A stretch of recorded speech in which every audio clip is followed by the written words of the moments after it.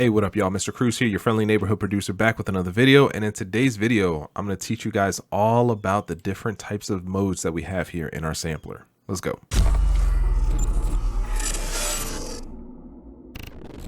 Typically, whenever you've used sampler or whenever you've dropped like a one shot or something like that into sampler, it has all these different modes, and most of the times it's going to go to this one right here.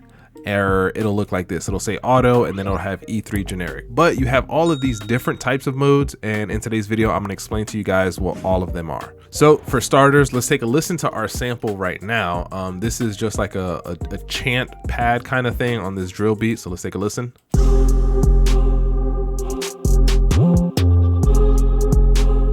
And that's this one right here that we're listening to.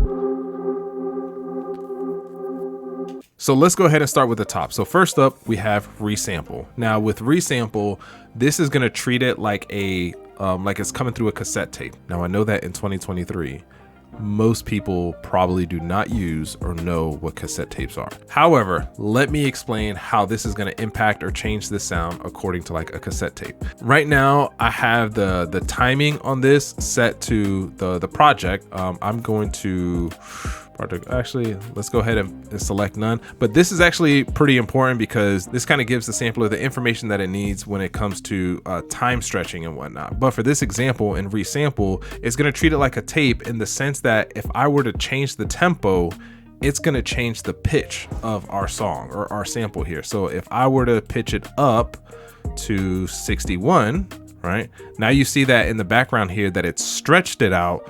But if I were to go here, and let's say auto detect, and I know that this was in 130. All right, it went back to it, so it's gonna keep with the same time, but it's gonna pitch it up because I changed the tempo.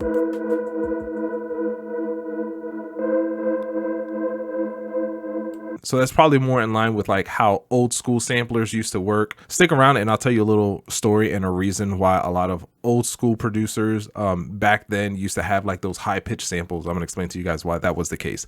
But technically that's what Resample here does. It'll do the opposite as long as like my time is set accordingly. If I pitch it down, so down to 114, now it's gonna be slower. All right, next up we have Stretch and Stretch Pro. This is the one that I use most of the time because whenever I drop a sample in here, I don't want it to affect or change the pitch of my sound, right? I might have the key or the scale set appropriately and I don't want that to change no matter how many times I change my tempo. So now if I change my tempo to 166, it's gonna have the same key, the same pitch, the same everything. It's just now just gonna be stretched out.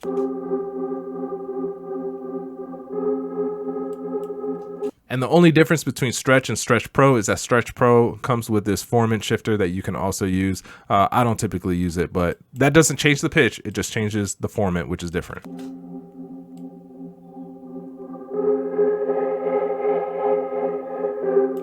Next, we have Elastique. This is E3 generic and E3 mono. Most of the time, whenever you drop a sample in here or you select auto, it's probably gonna put it to E3 generic.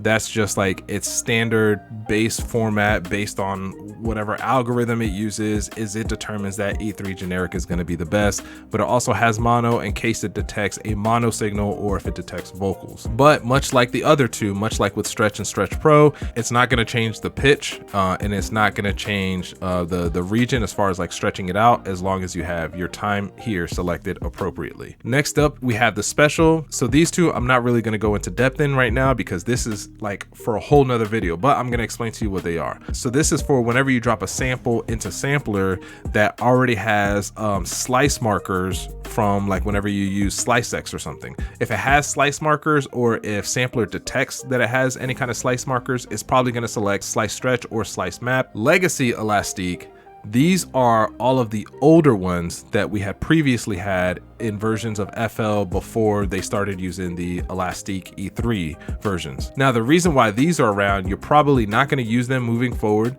but if you have an older FLP from before we had any of these new ones, then it's gonna automatically select, you know, the generic one or the mono one or the speech or the transient one. So these are technically obsolete, but they have to keep it around because otherwise Sampler wouldn't be able to open up old FLPs that were using samplers before we had some of these newer models. But there you guys go. These are all the different sampler modes and what they all do. Me personally, I usually stick with Stretch or Stretch Pro, but no matter what, whenever I drop the sample in here, I always try to make sure that I hit auto detect on my time, on the time knob, and that I type in the appropriate BPM of the sample. That way I don't end up with any kind of crazy stretching of the pattern and it doesn't end up like off beat as I'm changing the tempo.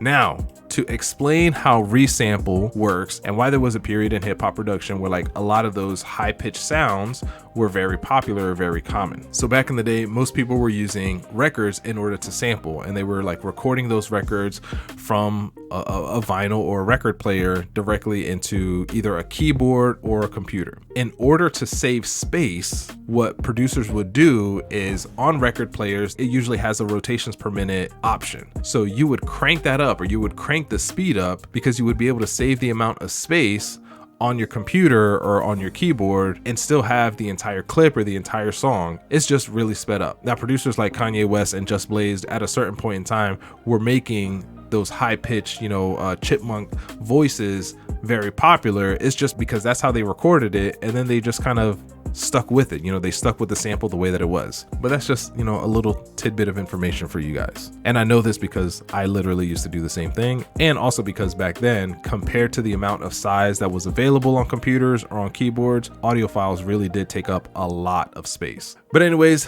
do me a favor, hit that like button if you learned something in today's video, and let me know in the comments below which of these sample modes do you use most often whenever you're using an instance of Sampler. If you're interested in checking out some more videos, click right here. Outside of that, it's your boy, Mr. Cruz. Out.